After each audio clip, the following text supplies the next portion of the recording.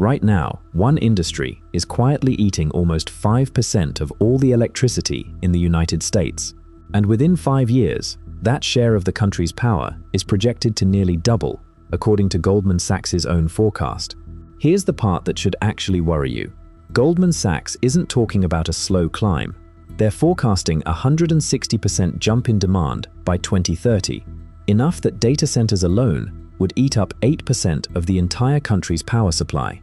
To make that number mean something, one single power deal, signed between Microsoft and Constellation back in 2024, just one reactor, restarted from the dead, is enough to power 750,000 homes, and industry-wide demand is already projected to climb far beyond that. This isn't the kind of growth utility companies are used to planning around. This is a spike. A sudden, almost violent jump in appetite for a boom that, even a few years ago, few in the industry saw coming at this scale. A researcher at Georgia Tech put it plainly: by 2030, the world will need roughly triple the energy currently supplied to data centers as AI training skyrockets. And that AI-driven demand, more than any single political deal or corporate PR campaign, is the biggest reason utility executives are doing something they never expected to do: digging this reactor back up from a plant they had already left for dead, even before every regulatory and grid question about it has been settled. Here's a claim you'll hear from Constellation Energy. 3 Mile Island wasn't shut down because of safety. It was shut down because of money. And that part's actually true. Back in 2019, the plant was losing money in the wholesale market, squeezed out by cheap natural gas and a growing wave of renewables. But here's what that story conveniently leaves out. The same executive telling you it was a premature shutdown, CEO Joe Dominguez, is now pushing hard for the plant to be back online by 2027, assuming every permit clears on schedule. There's just one problem. PJM, the grid operator that has to actually connect this reactor back onto the regional power lines, ran its own preliminary numbers. Their target isn't 2027.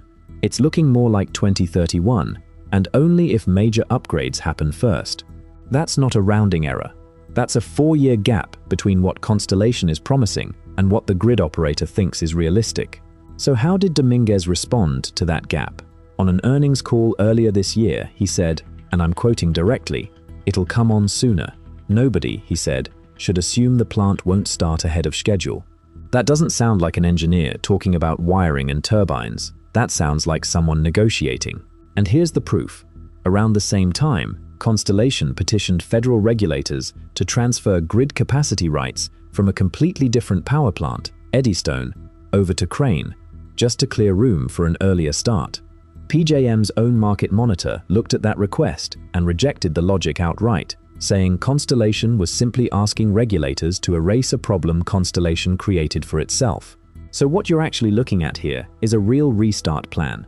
The money, the permits, the upgrades are all genuinely in motion, running on a timeline that even the people responsible for the grid aren't convinced is realistic. Let's talk about who actually stands to benefit if this restart goes through. Start with Constellation. The company was spun out of Exelon in the early 2020s, and it now runs more nuclear plants than anyone else in the country. A 20-year deal with Microsoft doesn't just restart a reactor, it turns a dead asset into 2 decades of steady revenue. It's easy to see why they're pushing so hard for this to happen. Then there's Microsoft. Their climate pledge promises carbon negative by 2030, and that pledge depends on locking in exactly the kind of electricity this deal provides.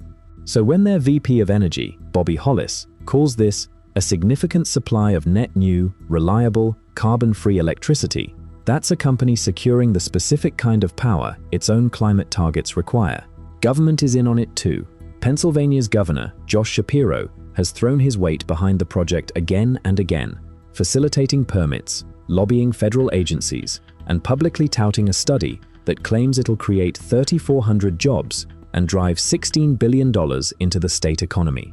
And the federal government didn't just cheer from the sidelines. The Department of Energy closed a $1 billion loan in November 2025. That's taxpayer-backed money, now riding on this restart succeeding. So who's actually pushing back? A less funded but not small coalition. Longtime activist Gene Stilp, Diane Dorigo from the Nuclear Information and Resource Service, local residents, and nearby Amish and Mennonite communities, some of whom are already challenging permits in court. Their concerns range from radiation risk to water use, but at the center of it is a question the nuclear industry has struggled with for decades. What do you do with waste that, according to Dorigo, stays radioactive for literally millions of years? Meanwhile, the agencies meant to referee this fairly are already moving in Constellation's direction, if not yet finally. FERC approved the company's waiver in June 2026. The NRC's own environmental review, published that same month, found no significant environmental impacts, though it's still officially a draft, open for public comment, and opponents have signaled they'll challenge it once it's final. They've already gone to court once over the plant's water permit. So this isn't a story with a neutral referee sitting on the sidelines. It's a story where almost everyone with money or power at the table is pointed in the same direction, and a smaller, determined group is racing to slow it down before the decisions become permanent. Most of what you need to know here isn't secret, it's just scattered, spread across different filings, different newsrooms, different agencies. So let's put it together. Reuters reported it. In November 2025, the Department of Energy closed a $1 billion loan for this project. And here's the twist. DOE officials themselves said Constellation could have rebuilt this without the loan at all.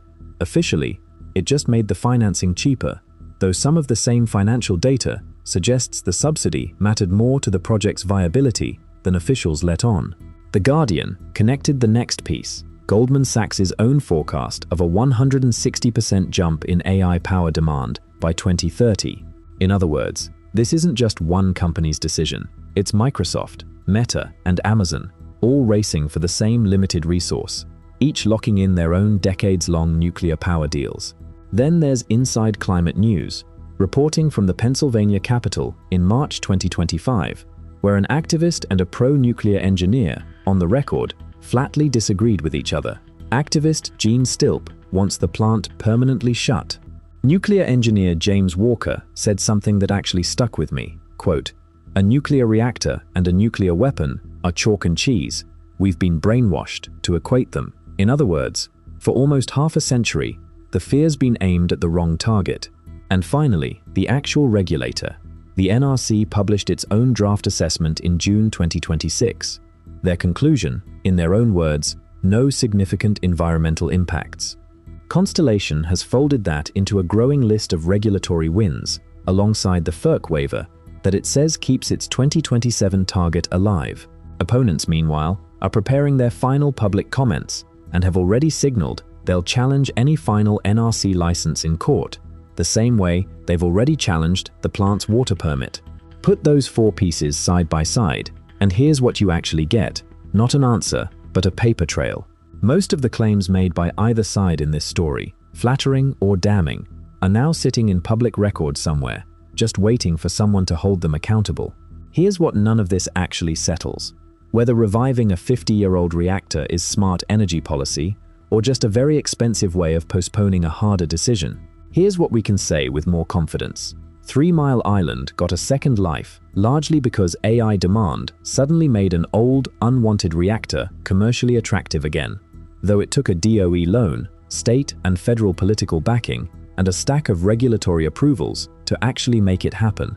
And this isn't a one-off. In 2025, Constellation signed another major nuclear power deal, this time for its Clinton plant with Meta. Talon struck a similarly large deal for Susquehanna with Amazon. The details differ, size, length, terms, but the shape is the same. This isn't an exception anymore, it's a pattern. Several big things are still unresolved, and here are 3 of the biggest. Can the power grid actually catch up to Constellation's 2027 target?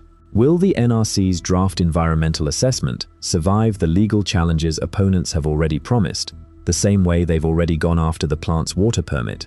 And will anyone address the waste question with more than the same kind of draft finding of no significant impact that's now sitting open for public comment? So this isn't just a debate about nuclear power versus the fear of nuclear power anymore. That older argument is still very much alive, given how much distrust still lingers from 3 Mile Island's own history. But there's a second, quieter fight running alongside it, and it might matter more. When the future arrives faster than the infrastructure meant to support it, who actually pays for that gap? That's the question worth sitting with. Not me, you. Tell me what you think in the comments, because right now, that's genuinely still up for debate.